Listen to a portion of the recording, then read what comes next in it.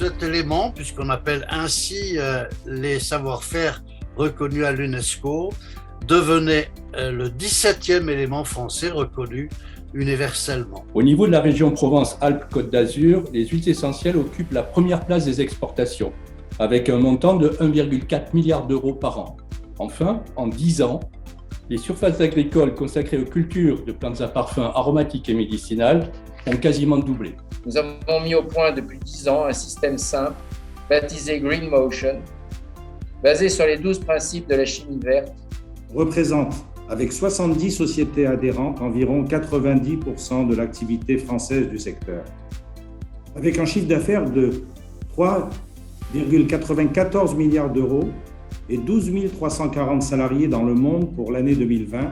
With the COVID crisis then, we witnessed indeed the ingenuity and the resilience in the European industries. You've mentioned how the fragrance industry started producing alcohol gels. As part of the upcoming discussions of the EU Green Deal and chemical strategy for sustainability, I would like to especially highlight the IFRA Code of Practice and the IFRA Standards. Que no van a estar solos y que cuentan con el apoyo de sus gobiernos y sus representantes en el Parlamento Europeo para la defensa de la lavanda, los cítricos y sus aceites esenciales. Nous travaillons donc par exemple aujourd'hui avec des logiciels qui nous permettent de choisir des ingrédients en considérant soit leur profil environnemental, s'ils sont composés de carbone renouvelable, s'ils sont biodégradables, s'ils proviennent de matières premières recyclées, d'assurer la sécurité et de l'utilisation de ces ingrédients pour le consommateur.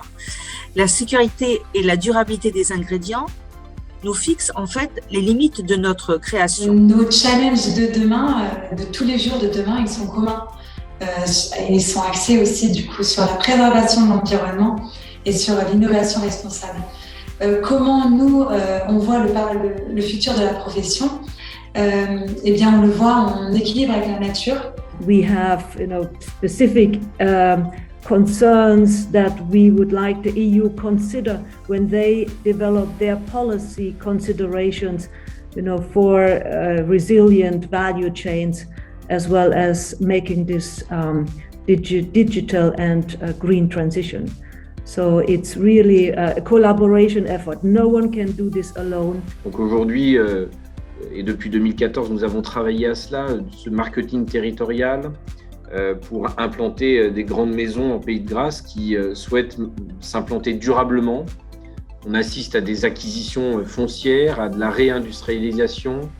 On vient de racheter 2,7 hectares il y a quelques jours en arrière qui étaient en friche depuis plus de 10 ans. Et nous sommes face à une double transition, une transition écologique et une transition digitale. À la FEBEA, on fait des sondages d'opinion pour savoir quelle est l'opinion de la population française vis-à-vis de la cosmétique. Eh bien, la première attente de nos consommateurs, pour 74% des Françaises et des Français, c'est que les entreprises de la cosmétique doivent s'engager dans la protection de l'environnement.